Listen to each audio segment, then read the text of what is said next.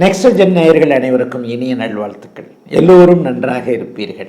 இப்பொழுது 2026 ஆடி மாதம் மேஷம் முதல் மீனம் வரையிலான ஒரு 12 ராசிக்காரர்களுக்கு எப்படிப்பட்ட என்ன பலன்களை தரும் அப்படின்னு பார்த்துடலாம்.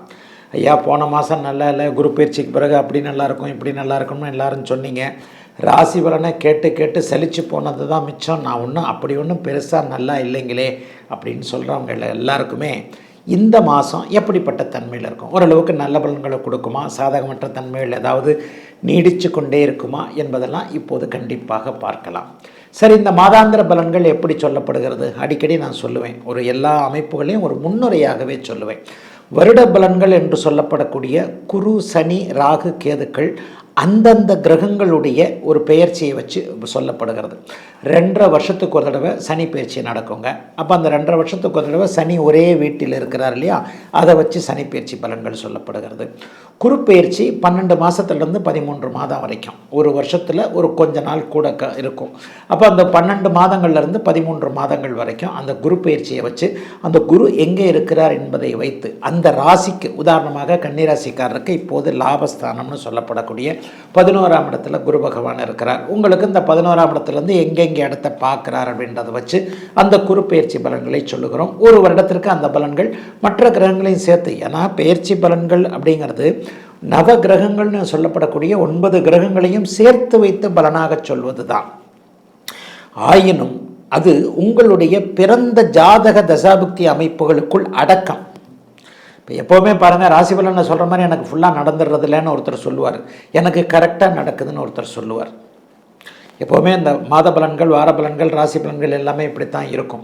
இந்த ராசி பலன்களையும் தாண்டி உங்களுடைய பொதுவான ஜாதகம் அப்படின்னு ஒன்று இருக்குது. அந்த பொதுவான உங்களுடைய உண்மை யூனிக் அப்படின்னு சொல்லுவோம், உங்களுக்கே உரித்தான ஜாதகம். இது பொதுவான ராசி பலன்கள். உங்களுக்கே உரித்தான ஒரு ஜாதகத்தில் உங்களுக்கு என்ன தசாபுக்தி அமைப்புகள் நடக்கிறது என்பதை மேட்ச் பண்ணியும் இங்கே பார்க்கலாம். இப்போ நான் குரு பயிற்சியை சொன்னேன், சனி பயிற்சியை சொன்னேன், ராகுகேது பயிற்சி 1.5 வருஷத்துக்கு ஒரு தடவை நடக்கும். அந்த 1.5 வருஷம் அந்த இடத்துல இருக்கிறதுனால உண்டான பாதிப்புகள் இல்லாத சாதக பாதகங்களை வச்சு அந்த பயிற்சி சொல்லப்படுகிறது. மாத பயிற்சி அப்படிங்கிறது சூரியனுடைய இயக்கங்க. ஒவ்வொரு மாதமும் சூரியன் எந்த இடத்துல இருக்கிறார்ன்றதை வச்சு தான் இந்த மாத பயிற்சி. அதுவும் தமிழ் மாத பயிற்சி அப்படித்தாங்க. ஆடி மாதம் முழுக்க சூரியன் கடக வீட்டில் இருப்பார்.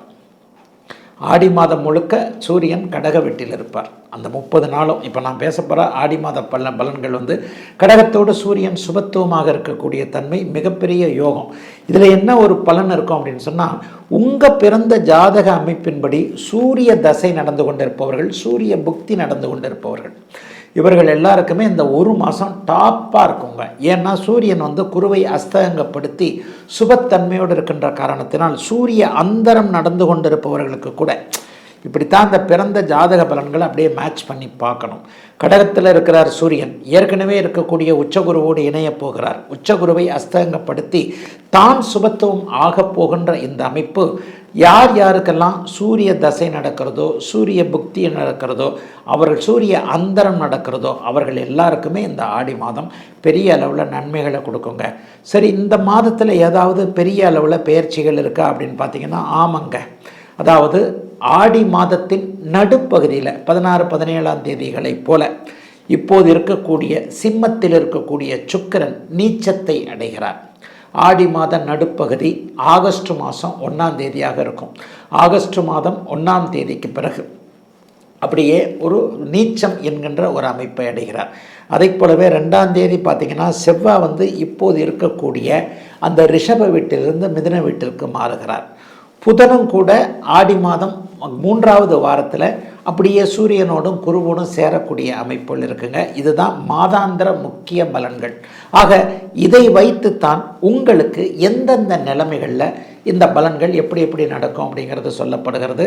இந்த பலன்களுடைய அமைப்பு உங்களுடைய பிறந்த ஜாதக தசாபுக்தி அமைப்புகளுக்கு உட்பட்டது என்பதால் பெரும்பாலும் இப்போ நான் சொன்ன மாதிரி சூரியனை யோகராக கொண்டவர்கள், சூரியனை யோகராக கொண்ட லக்னத்தில் பிறந்திருப்பவர்கள், சூரியன் சார்ந்த ஒரு துறை அமைப்புகளில் இருக்கக்கூடியவர்கள், சூரியனுடைய அமைப்புகளில் இருக்கக்கூடிய, இப்போ நான் அந்த அந்தர வாரையா சொல்ல இல்லையா, இது எல்லாத்துலேயும் பிறந்தவங்களுக்கு இந்த ஆடி மாதம் நல்லா இருக்குங்க.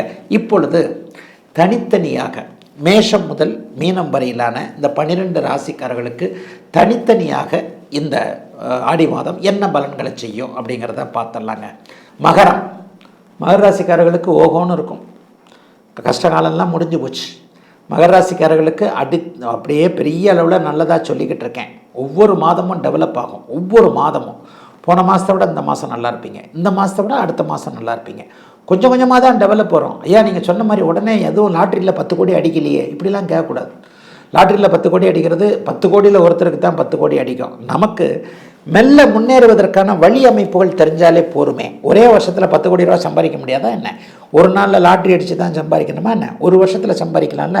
அந்த மாதிரியான அற்புத கிரக மாற்றங்கள் இப்போது கண்டிப்பாக ஆடி மாதத்திலிருந்தே ஆரம்பித்து விடுகின்றன. போன ஜூன்லேயே அது ஆரம்பிச்சிருச்சு. உச்சகுரு ராசியை பார்த்து கொண்டிருக்க கடன் தொல்லைகளை நிவர்த்தி செய்யக்கூடிய 6ஆம் இடத்து செவ்வாய் ஆடி மாதம் 16ஆம் தேதிக்கு பிறகு 6ஆம் இடத்திற்கு மாறுகிறார்.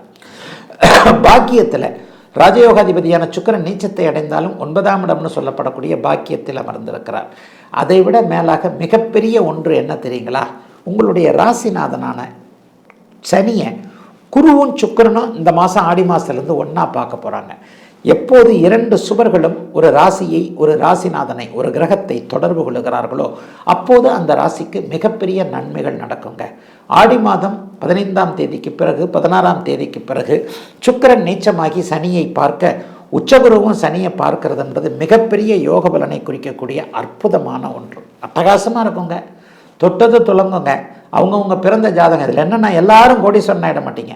பிறந்த ஜாதகத்தில் ஒரு உயரம் இருக்கிறது. அந்த உயரத்திற்கேற்ப உங்களுடைய லட்சியம் என்னவோ, உங்களுடைய தகுதி தராதரம் அடிப்படை அமைப்புகள் எப்படியோ அந்த அடிப்படை அமைப்புகளுக்கான அந்த ஹையஸ்ட் பொசிஷனுக்கு வரக்கூடிய அமைப்புகள் கண்டிப்பாக உண்டு.